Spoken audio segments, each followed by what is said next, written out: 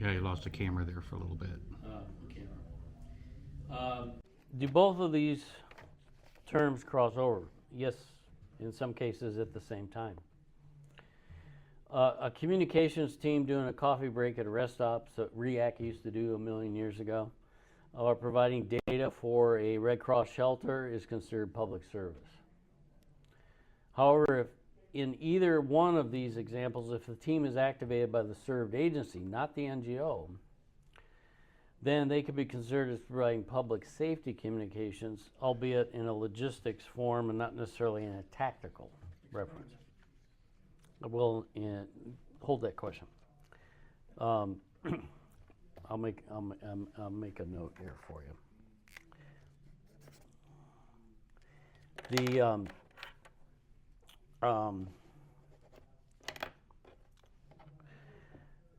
Again, this is where liability enters into the conversation.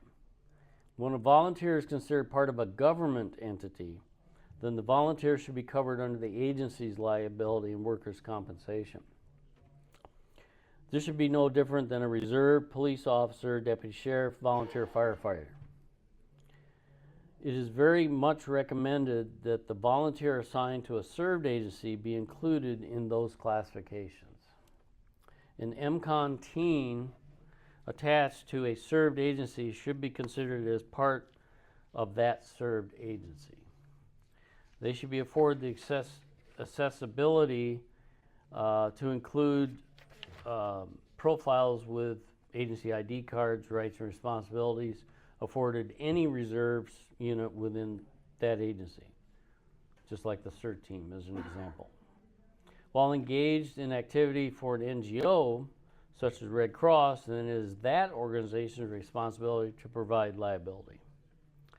In other activities that may fall upon the amateur radio club or an ARRL team that's doing something separate from government, then it's up to them to provide a bond or other arrangements for covering liabilities. Sponsorship by an umbrella organization that may have employed your group should be a determining factor. Now, just because you're a licensed amateur radio operator on the public safety side of the house, does not necessarily mean you know everything about a radio, and in particular the public safety radios. Another consternation in public safety is telling that government official that you and your equipment are here to save the day with your $45 Bofang and is better than the government's multi-gazillion dollar communication system. Better is subjective, obviously. Different, perhaps, more versatile indeed, and obviously less expensive. But does it meet or exceed a commercial FCC specification for spurious emissions and other interference issues? I don't know if anything's changed in the last 4 years since I've been paid, but I can factually say that when I left in California, if you were part of a served agency, an MCON unit attached to county, city, or state, don't show up on a search and rescue or fire with a Bofang radio. You'll be asked to put it away, and if you're lucky, you'll be issued an approved radio from a cache. Civil authorities treat your volunteers as unpaid professionals. That's our recommendation. In communication, albeit a communication reserve, much like I mentioned CERT, volunteer fire, reserve law enforcement, different categories, different classifications. There is a communications classification. And referencing the training, don't expect the volunteer who may happen to be an amateur radio operator to be able to communicate on your public safety radio without some formal training other than just the on-off switch and the PTT. Also be aware of your dispatcher's union rules, believe it or not, and what and when a volunteer can conduct dispatch type communications. This goes again on the public safety side. To this topic, incident dispatch is different than communications center dispatch. It's important that volunteers in public safety communication utilize the ICS, and other public safety procedures as outlined in that served agency. You should be aware of the minimum participation of ARRL now, female ICS 100, 200, 700, 800. Some jurisdictions require more, depending on how up the food chain you are, what positions you have, promote you into different positions or tasks. And of course, formal training is acquired through the CISA OXCOM training program. Very good program.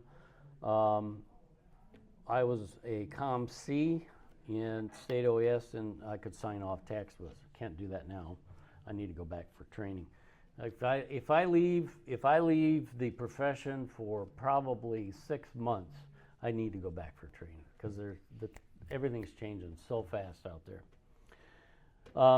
Several times I've been in the position of volunteer. I've been a recipient of discrimination as a volunteer and even as a paid peer to senior public safety officials. Going back to the previous comment I made, if you're not sworn, you're not born. I mean, I carry a badge, but I don't have a gun or a hose. I have a radio, and sometimes the cops and firefighters haven't quite connected. It's mostly at the political level, though, not at the lower level. At the grunts, the boots on the ground. But some of these officials have been burned by a volunteer organization or an individual, left a bad impression on not only the official, but on the entire volunteer program, to the point that the program became non-existent. I've witnessed it, I've seen it, I've combated against it, and that's mostly in California, but it's been around. Leadership and management of volunteers is a skill that can be learned, but must be practiced constantly. We've actually had recommendations in some of the areas in California that you don't need to be communication savvy, you just need to be able to manage. The ideal manager of a county level, I don't care if you're SCM or EC or RACES chief or whatever the title for that volunteer is, ideally, if you're a ham, that's great. But more importantly, are you a retired CEO? You know how to manage people. Are you an HR professional? You can manage people. This is a people management. You have other people underneath you, operations chiefs and logistics and so on, follow the ICS. They're handling all that stuff. As I mentioned, leadership management, it's a skill, it can be learned, it has to be practiced constantly. Candidates are coached in what they expect to accept us. We should be coached on what the served agencies expect, and this could be NGOs or public safety, either one, to accept responsibility of the served agency, seeking volunteers with dedication, commitment, and skills who are in it for the long haul. Again, it could be any number of organizations supporting anything. 19 out of 20 potential applicants choose not to join.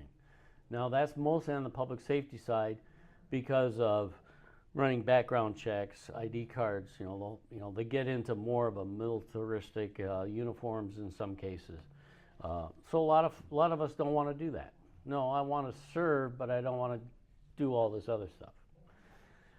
The agencies should emphasize that their volunteers produce, that they're not ID card collectors and joiners. Served agencies recruiting volunteers to inform them that they are employees, albeit unpaid, and will be treated as such. Again, served agencies I'm talking about, more than say serving NGO. A volunteer does not need to be a joiner just to get as many ID cards on a lanyard as possible, as in the movie Fletch, where Chevy Chase's character does that in order to make an impression. Similarly, the worst turnoff to public safety officials is to show up like a ham at a radio convention with ID cards, nameplates, patches, a belt load of handheld radios all turned on and yakking. Trust me, that's happened. It's not good. when I go to the ham convention, I got a vest on and I look like a ham. When I go to an EOC, I look like I'm ready to sit down there and do a job. We do not believe in signing up volunteers for the sake of creating a list of people who might be available to do something. Served agencies might consider eliminating even the word volunteer when describing your MCON unit. Why? Because for one, the word volunteer, for numerous reasons, is almost a dirty word in some government officials.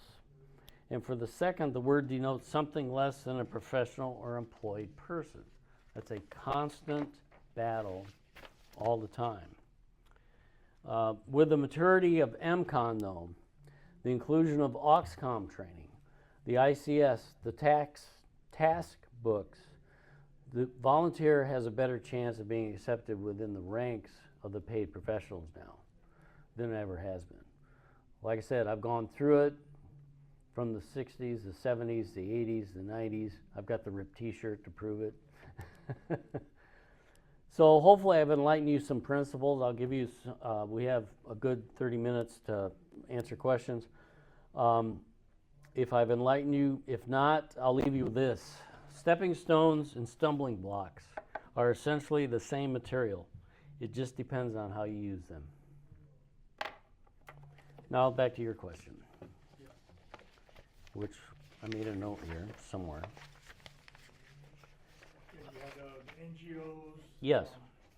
service and public service and Right. what was the other Public safety. safety? Yeah, Uh-huh. right. Mm-hmm. Yes. So, of course, there's a distinction between the two, but one can overlap upon the other. Sure. Depending on the situation. Sure. So just. Well, obviously, if you're working, if you're assigned to an NGO, you're basically on a public service. I'll give you an example. When I was RACES chief in San Diego, I did that for 5 years. We had, I don't remember the exact figure, but it was about 400 amateur radio operators in San Diego County. Of that 400, I would say a good, almost 50% of them wanted to volunteer in something. We had a very active ARRL group down there. It's a Southwestern Division, the section, and the county, before I even got in there, had decided to identify themselves with RACES. Now, there was definitive plans in there on the public safety side that because of the RACES rules, you don't necessarily have to follow that. You can use the name RACES is what I'm getting at, but you're not activating under RACES because there's specific guidelines under it's a radio service. You can only operate certain times, you can do this, that, and the county decided to basically make it a communications reserve team, but only in name. They like the RACES logo and that sort of thing. So drilling down to the other folks, well, I'm ARRS, I like to do Red Cross. I don't want to do RACES. I don't want, we ended up creating 4 different classifications or levels within the entire comprehensive emergency management plan of San Diego County. Again, under the auspices of the emergency management. So level 4, I at the county level could not use that person. They were directly responsible to an EC, to the SEC. They were farmed out to either Saturn, the Salvation Army, Red Cross, whatever. They were geared to be that professional within the NGO. They were level 4. Level 3 was a little different. They were kind of the same. They were more advanced into the NGO, but they were available to do other things. Level 2s and 1s were strictly public safety. However, the level 2s were the folks that, okay, maybe we do a driver's license check, but they weren't required to wear a uniform. They had an ID card, but it was a different color. they could be activated because we had different stations all over. They were usually paired up with a level 1. Level 1, the sheriff department wanted everybody to be in a uniform.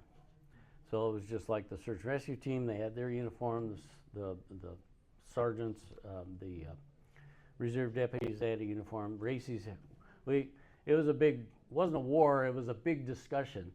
So we ended up with a white shirt and green trousers, public safety.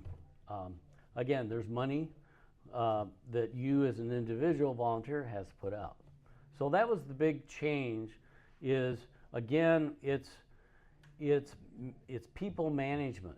How do you don't, I'll give another analogy. The movie Blob back in the 50s, the first thing that happens is the old guy and his wife are in the house, the fire whistle goes off. She goes to the closet, picks out his fire helmet, then immediately the civil defense siren goes. She goes back to the closet and gets his tin hat, civil defense. He's standing there literally with the fire chief helmet and the civil defense. He goes, which one do I respond to?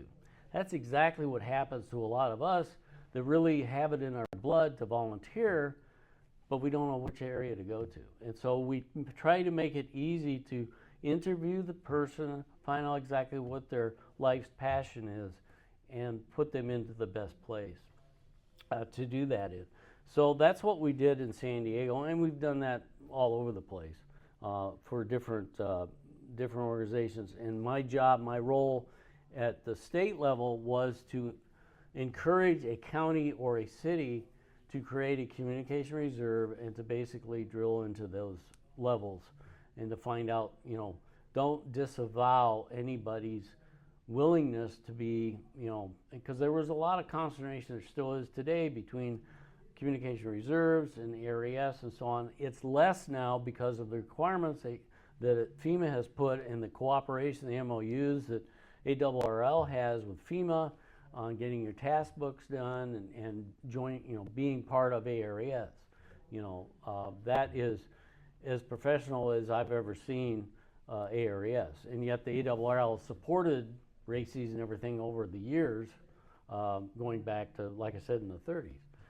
So it really worked out good when it works. But it's a constant education. The politicians change, they get voted. If it's not written down, plans are the most important thing. Because if it's legislated and written down, and you get a new mayor in, let's say you're in the city, and it's like, here you go, mayor, here's the, oh, okay, it's there. Same thing, higher up you go. There is no national RACES. RACES is not administered by FEMA. That's a misconception. It's an FCC service. But some folks have decided, like I said, it's the identity, it's the marketing. We like to call it that. As far as I know, San Diego is still calling that, even though they're a communication reserve. At the state level, in California, we employed 70 volunteers. They were state ACS assets. The whole state, 70. Yep. There were, and they did very little in amateur radio. They ran our satellite trailers on mobile command posts. They did, a lot of them came from IT and professional telecommunications, cellular companies and so on, and they volunteered for that. Now, some of them in what we call the lean times, and we made arrangements to where they could be a benefit to a local wherever they lived at. Either their neighborhood watch, their CERT team, whatever. That afforded them some additional training, plus they were an asset to their neighborhood, their county, and so on. However, when the balloon went up, we say, we need you. They have to break off and do that. So again, back to people management and figuring out what job, which round circle fits in a square hole and all that. And it's like, you really gotta, and we all have great talents on stuff. We would tap into the IT departments, and that was a big, it still is, where a lot of public safety radio now is part of an IT department. And look at what we're doing. I mean, here at TECHCON, the melding of digital. I mean, you practically got to be a computer whiz now just to operate a radio.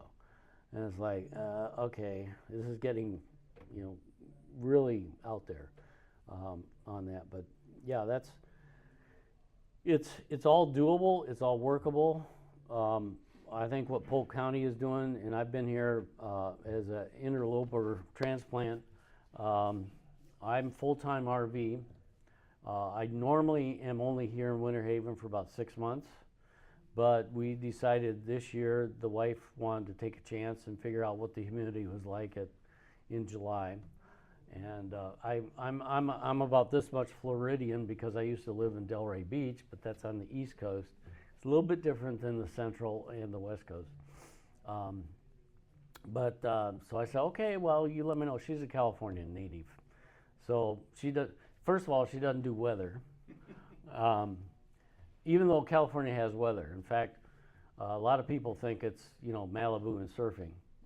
We've had tornadoes. The Central Valley of California is much like Florida. It's flat, and we'll get a good windstorm. You have the coastal mountain range here and the Sierras here, and the tornado will go right up through the middle. And I think the strongest we ever had was an F2. We've had hurricanes. I've been through 2 of them in Southern California. Hurricane Kathleen was in 1977, came up the Gulf of Sea of Cortez, the Gulf of Baja, between Mexico and Baja. I happened to be, unfortunately, in Imperial County at the time, the Imperial Valley, which gets about maybe a 1/15 of an inch to an inch of rain annually. It's the agricultural down there is all from the Colorado River. It's all irrigation, and the Imperial Valley is in the middle of Imperial County, and both sides of our desert. And it's south of Palm Springs. You got the Salton Sea. The hurricane came right up. We didn't really know what to expect. I had been in a hurricane here in Florida back in the 60s when I was knee-high to a turnip. I think it was Betsy. I can't remember. I think that Betsy and Camille, I don't know. It's like I was talking to Christine. I don't remember all these names of hurricanes. So I was trying to educate the people that never knew what couldn't spell hurricane in Imperial County. And at the time I was, let me think, what was I? I wasn't much of anything. I think I was part of the search and rescue team at the time. But I was active duty Navy. There's a Navy base, a Naval Air Station. It's where the Blue Angels practice in the wintertime. And so we got 15 inches in less than 24 hours. I literally took a outboard motor rowboat between Hangar 1 and Hangar 2 on the ramp at Naval Air Station. It wiped out Interstate 8 between San Diego and Yuma, El Centro. Killed a bunch of people. It wiped out half the community of a little town called Ocotillo, which is at the base. It's amazing what water will do. This is granite rocks that are the color of this podium. And when they were done, it was the color of that, as the water had scoured that entire thing. You can still see the remnants today. And it didn't wipe out the entire, because up that grade, it's 2 lanes and 2 lanes. One's east, west, and the other one's or east, and the other one's north, west. They ended up using 1 lane for both directions for a long time. There's one section of it did not get wiped out. The other one did. And the rail line that was there, that was used a little bit, went away. Anyway, that was a hurricane. The next year, I ended up over in San Diego, and somebody afterwards told me, he said, maybe you shouldn't go so-and-so place because weather follows you. And I go, I don't know. Hurricane Doreen came up on the opposite side of the Baja, dumped, again, I don't remember how many inches of rain in San Diego. But if you know the topography, there's Mission Valley. It was flooded where the football stadium is, all that whole shopping center, all that flooded. Fortunately, at both times I had a huge four-wheel drive, so I wasn't totally under, but you don't go in rushing water even if you got a four-wheel drive. But those are the two big hurricanes. They've talked about one recently. I don't remember. The Weather Service tends to change things, tropical storms and so on. I was looking at what they were doing this year. It was a couple of years ago or a year ago. I don't remember. And I'm like, yeah, that wasn't as bad as this. The biggest problem in California is the water. When it dumps, particularly if you've had a major fire, and now you got burn scar and you got flash flooding, and that's the biggest hazard. Right now, the atmospheric river that they're talking about, that happens all the time. Seems like it hits the northern part, hits the southern part, whatever. But there's weather in California, contrary to popular belief. And well, she will have the Gulf breeze collisions here, and yep. she may not like the thunderstorms. Well, that's another story. Yeah, I'm from Michigan originally, ergo the 8 call that I got way back in the day when you could differentiate as to where a person's from by their call sign. That's one thing the FCC, I hated that. I voiced my opinion to the FCC. I understand the reasoning. It all really had to do with finances, paperwork. They didn't want to process whatever. But anyway, I'm from Michigan, so I'm used to bone marrow, thunderstorms and hairs on your arms, and plus I've been down here during my formative years. I'm really screwed up because I took Michigan schools. They pulled me out of Michigan schools when I was from kindergarten to middle school, and put me in Plumosa Elementary School down in Florida. So I've got Southern, which is Southern, yes sir, no ma'am, and Northern is we don't care. And so I'm like, but we flew back to Michigan. First time she'd been outside of California, other than Hawaii, which is like California. And got to Michigan, and it was supposed to be nice. It was June.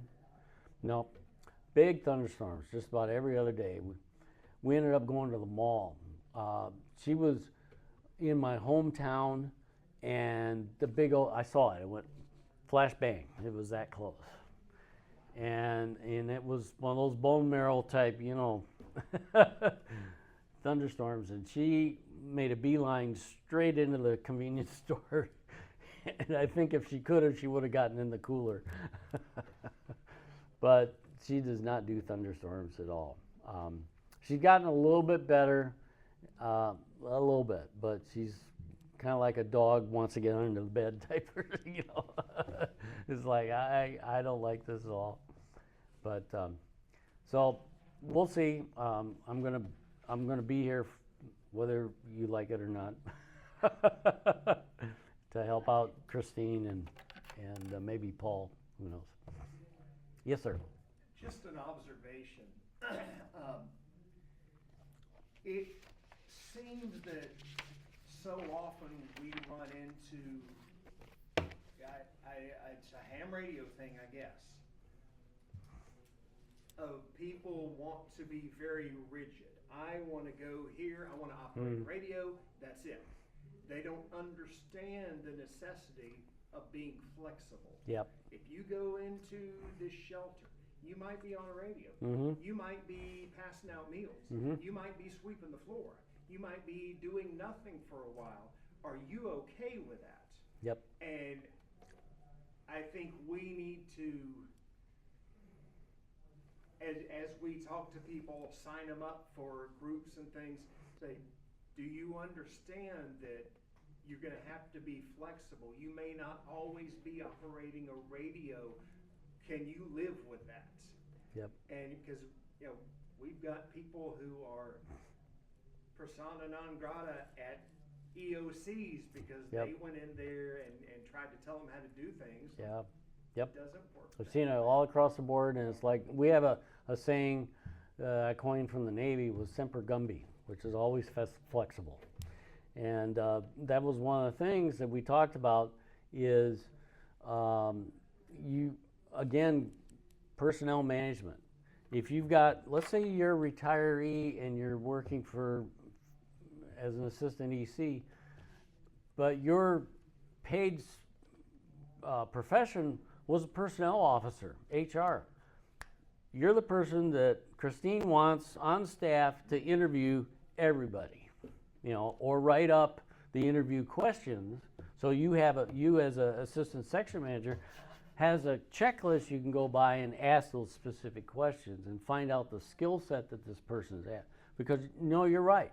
It's a volunteer communications thing, I will say, because having worked in the same profession in React CB radio, I just want to talk on the radio. I just want to push the button and do that. I want to come into the EOC and work in that room there.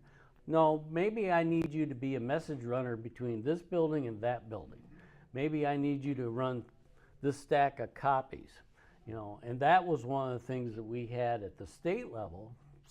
Like I said, it didn't matter which level I ever operated in, particularly as a paid staff, is I ran into that issue all the time. Is I only want to do radio. Okay, let's drill down and find out exactly what your skill set is. If you're a Fletch and want to collect ID cards, there's the door. You know, I can't. I'll try to retrain you, but it may be really difficult on that. Did you have a question, sir? Yeah, I was talking to one guy that was in the organization, and I told him what I'd like to volunteer, and he said, you know, at a shelter.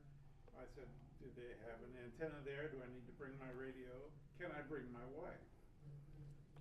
No, they don't have antennas there. No, you can't bring your wife. I said, well, why during an emergency would I leave my wife at home by herself? Why? You know, I have a dog cage, I can put the dog in the dog. Well, the dog has to go to a different shelter. There's inflexibility on that side. Yep. Oh, yeah. Yep. Yep. And you have to work on that. Christine? You're talking about non-skilled jobs when you said, you sign up and all you want to do is run the radio. I was thinking something a little more technical that I probably would not have the skill to do if you asked me, well, we have this radio equipment here, can you make it work? Well, maybe, but I'm not real technical about doing stuff like that. And that's kind of what I was thinking about, knowing somebody's skill set is asking them to do something Oh, yeah. they're not really familiar with. But what you're talking about is like, yeah, you don't need training to run a message across the street. Right. Right. You just have to be able and willing. And again, this goes back to the job. When we were interviewing volunteers, it was a job interview. At San Diego County, at the local level, when I was the RACI chief, I had an actual paid coordinator, and we had three. It was very intimidating, let me tell you. It was me, a paid coordinator, not necessarily the emergency manager, but his staff. And then we had actual an HR person from the sheriff's department. 3 interviews to interview the person that wanted to be a level 1 uniformed, sheep dipped into the key card to get in access to all the secret squirrel stuff, you know. And another comment about if you want to work in the AOC, you can't bring anybody because that's the control center. Yeah. And when it's full of people, there's not room for everybody to bring somebody. When it comes to sleeping, they're on the floor, they're under the desk, they're in the bathroom, they're Oh, yeah. they're everywhere. Yep. And there's no room for excess personnel, for I'm sure Paul's working on trying to get a bunk room added. You know? yeah, where people we do have showers, in case you Yeah, that's a good thing. That's a good thing. But yeah, it again gets back to in your point of, yeah, well, okay, maybe this isn't a good fit for me. You know, let me go to find an organization that, like a faith-based organization, that has shelter capability and is there. I know the Baptist Relief have their own radio system. There's so many. Kaiser has a huge radio. Kaiser Permanente Medical has a lot. The LDS Church is huge on that. They have, I forgot what their acronym is now, they changed it. But there's so many different opportunities that you're right. I mean, no, this is the way it is. I'm in charge, and you know, you can't do this and this and this. Well, too, here, we have 2 pet-friendly shelters, so you could bring your wife and the dog and be at one of those shelters. And the only Yeah. reason they would turn your wife away was if she would be pregnant, because sometimes they go into labor because of atmospheric differences and Oops. because of tension, and so they put all of them at the hospital. Yeah. You wouldn't be able to bring the So dog. fortunately, I went through my wife and saying, okay, I'm going to get, you know, particularly when I was paid staff, I get called at 2 o'clock in the morning to go somewhere, and but she has a support base. That's the bottom line. And even now, I mean, let's see, it's Saturday. She's probably at bingo. You know, so we have a really good relationship with our campground, and so she's not worried about doing anything that I'm out. And I have the only vehicle. I have the truck that tows my house. So we made a conscious decision in 21 to retire, and I could have retired early, but I mean later, and I would have. I'm 71, so you know I feel all of us guys, I think I can relate. We have like a 22-year-old brain half the time, or younger. And you know, you start doing stuff. I mean, I can still go out and, you know, traipse around. I don't know whether I'm not climbing any towers. That's not my job description anymore. You know, there's certain things I'm not going to be doing, but I have climbed up, you know, backpacked up mountaintops to put up portable repeaters and stuff. As recent as, well, at least 5 years ago. I don't know if I could do that now. But, well, it depends on how many times the walks I do around the campground. But the biggest thing is learning the people skills, learning to manage, and for your own well-being, figure out exactly what is my skill set and what can I contribute to society in using my skills as an amateur radio operator. Or maybe I don't have a ham license, but I have GMRS. Can I work towards something like that? Or to your point also about radios, if you're just what we call an appliance operator, you know everything about that particular model radio, but you don't know about that model radio. You know, maybe you can educate yourself. And again, ham clubs are a great source. I love what Lake Wales is doing with the QRP and the ham meetings and stuff. I know Lakeland has a lot of programs. A lot of when I first got to Florida in 21, I embedded myself in Orange County because I was up there in Winter Garden, and became familiar with hamcation and have gone to about 3 or 4 hamcations. So we're good. Was it still videoing? Oh, that's too bad. Like I said, I have a face for radio. I don't know how, I think it was a couple minutes. It was. That's okay. Probably wasn't important anyway. Well, I'll edit it up later, but. Not a problem. Well, thank you again. Maybe next time if I'm invited back and I haven't been kicked out, I'll have a whiz-bang PowerPoint, but I usually don't like to do death by PowerPoint. And this week was probably an option. Yeah, well, I have a question. Yes, I don't ma'am. know if it's germane to everybody, but when I inherited this job, I had quite a few people in my role that I didn't know, have no idea of. I'm sure some of them are silent keys by now. And so I want to just cleanse the role. So what would be a good thing? Just send them an email, say respond or you're dropped? Or how would I go about cleansing all the... Yeah, give them the opportunity to fail.